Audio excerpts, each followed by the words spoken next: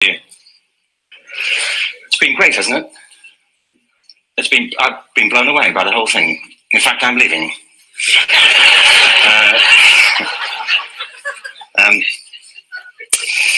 There have been three themes, haven't there, running through the conference, which are relevant to what I want to talk about. One is the extraordinary evidence of human creativity in all of the presentations that we've had and in all the people here. Just the variety of it and the range of it. The second is that it's put us in a place where we have no idea what's going to happen in terms of the future. No idea how this may play out. I have an interest in education. Actually, what I find is everybody has an interest in education, don't you? I find this very interesting. If you're at a dinner party and you say you work in education, actually, you're not often at dinner parties, frankly. If you work in education, you're not asked, and you're never asked back, curiously. That's it strikes me. But if you are, and you say to somebody, they say, "What do you do?" and you say you work in education, you can see the blood run from their face. They think, "Oh my God, why me?" It's my one night out all week. But if you ask people about their education, they pin you to the wall.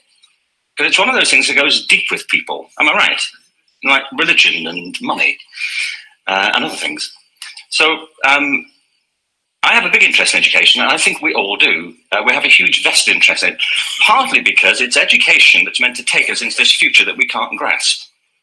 If you think of it, children starting school this year will be retiring in 2065.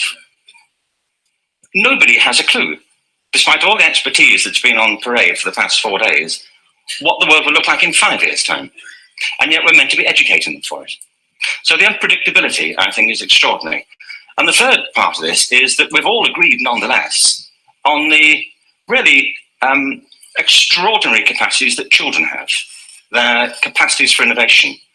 I mean, Serena last night was a marvel, wasn't she? Just seeing what she could do. And she's exceptional, but I think she's not, so to speak, exceptional in the whole of childhood. What you have there is a person of extraordinary dedication who found a talent. And my contention is all kids have tremendous talents, and we squander them pretty ruthlessly. So I want to talk about education, and I want to talk about creativity. My contention is that creativity now is as important in education as literacy, and we should treat it with the same status. Thank you.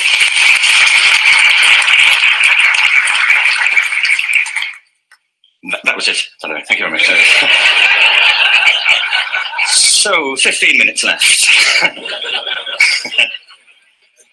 Well, I was born. No, I had a great story recently. I love telling it. Of a little girl who was in a drawing lesson. She was 6 and she was at the back drawing, and the teacher said this little girl hardly ever paid attention. And in this drawing lesson, she did. And the teacher was fascinated. She went over to her and she said, "What are you drawing?" And the girl said, "I'm drawing a picture of God." And the teacher said, "But nobody knows what God looks like." And the girl said, "They will in a minute."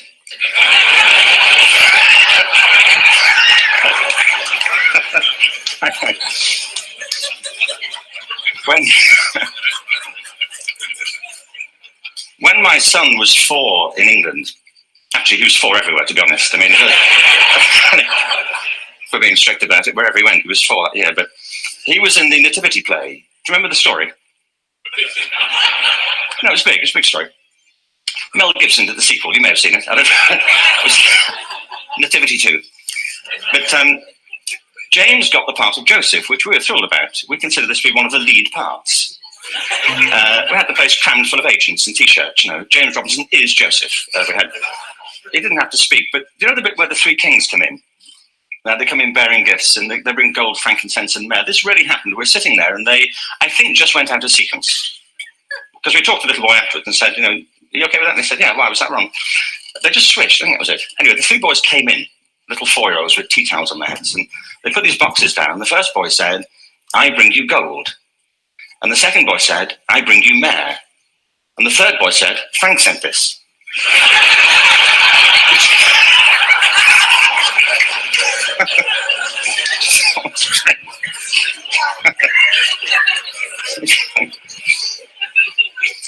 what these things have in common is that kids will take a chance.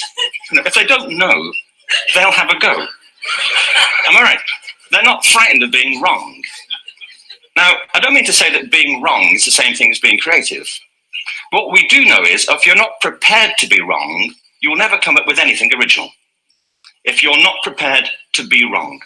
And by the time they get to be adults, most kids have lost that capacity. They have become frightened of being wrong. And we run our companies this, by the way. We stigmatize mistakes.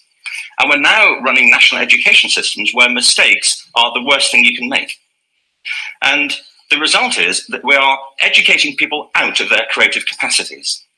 Picasso once said this. He said that all children are born artists.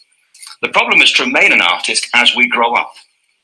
I believe this passionately, that we don't grow into creativity, we grow out of it. Or rather, we get educated out of it. So why is this?